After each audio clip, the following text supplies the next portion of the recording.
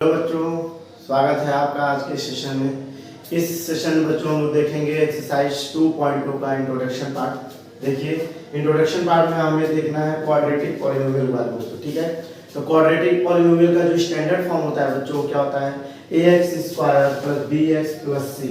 Clear student?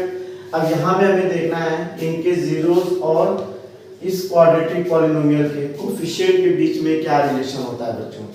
तो let's suppose अगर alpha and beta are the zeros of this polynomial ax² + bx + c।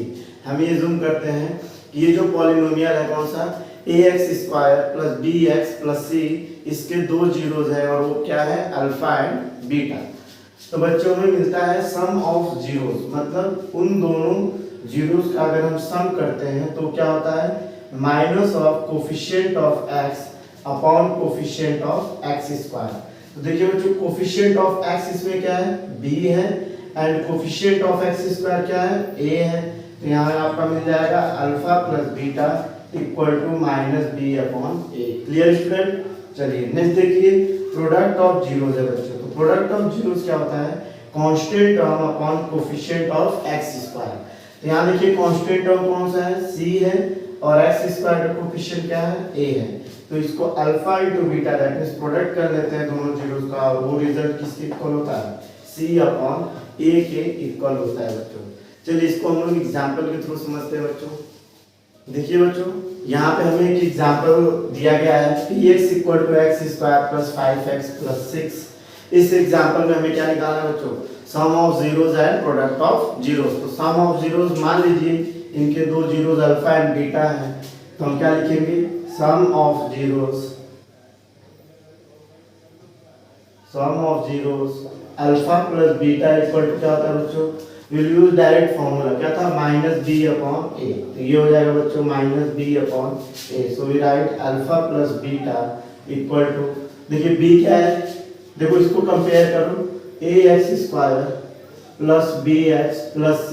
इस standard form से इस given polynomial को compare करिए तो आपको पता चलेगा a is the coefficient of x², b is the coefficient of x and c is this constant term. तो -b/a। तो देखो a की वैल्यू यहाँ पे क्या है बच्चे, a की वैल्यू यहाँ पे 1 लिख लेंगे, b की वैल्यू क्या लिख लेंगे 5, एंड c की वैल्यू क्या है 6। तो -b/a दैट मींस -5/a की value 1। So we get what, alpha plus beta हमको कितना मिल जाएगा, -5। Clear student? इस तरह से हम लोग sum of zeros given polynomial का निकाल सकते हैं। प्रोडक्ट ऑफ जीरोस कैसे निकालते हैं, देखिए प्रोडक्ट ऑफ जीरोस लिखेंगे बच्चों अल्फा इंटू बीटा। ये क्या होता है, c/a होता है, ठीक है, c/a होता है बच्चों। c क्या है यहाँ पे, c की वैल्यू 6 है, so we get alpha into beta equal to 6/1। Finally we get alpha into beta equal to 6। ये आपका एक रिजल्ट हो जाएगा बच्चों। इस तरह से हम लोग इजीली फाइंड आउट कर सकते हैं क्या, sum of zeros and product of zeros.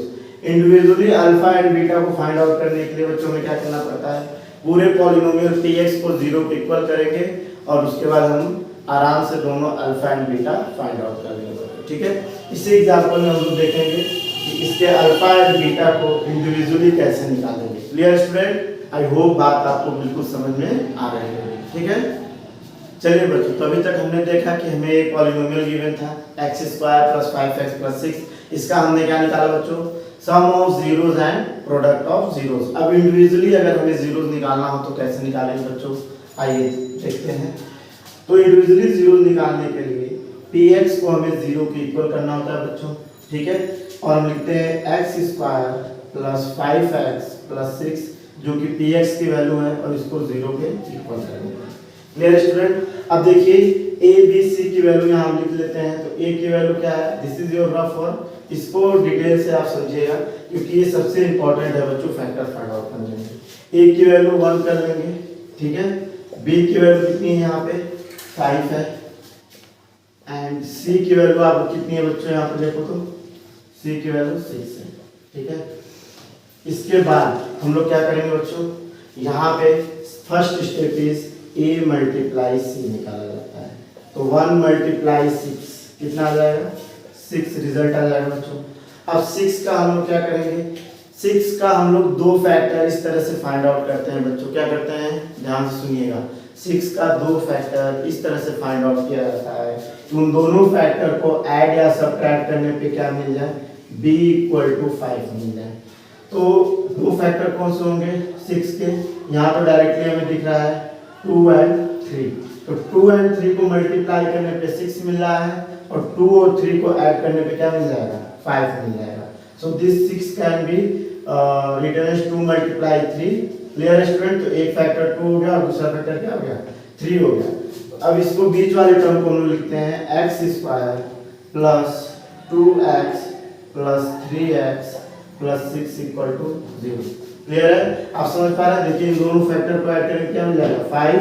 तो हमें क्या निकालना था, देखो 2 + 3 = 5 मिला, बट हमें 5x की जगह रिप्लेस करना है। So we replace 5x by 3x and plus 2x। ठीक है, इस तरह से ये फैक्टर किया जाता है।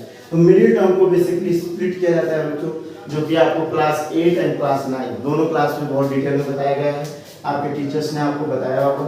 देखिए यहाँ से हम कॉमन कर लेंगे क्या, x, तो हमें क्या मिल जाएगा x + 2। इन दोनों टर्म से x कॉमन किया, x² में से x कॉमन हुआ तो x बचेगा, प्लस 2x में से x को बाहर कर लेंगे तो +2 बच जाएगा। इन दोनों टर्म में देखिए बच्चों 3 को कॉमन कर लेंगे तो यहाँ क्या बच जाएगा x और प्लस 6 के फैक्टर में से 3 का फैक्टर बाहर चला गया तो यहाँ 2 बच जाएगा = 0।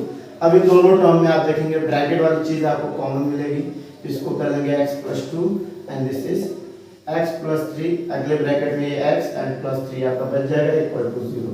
1 by 1 दोनों को 0 इक्वल कर लेंगे तो x + 2 = 0 और लिखेंगे x + 3 = 0।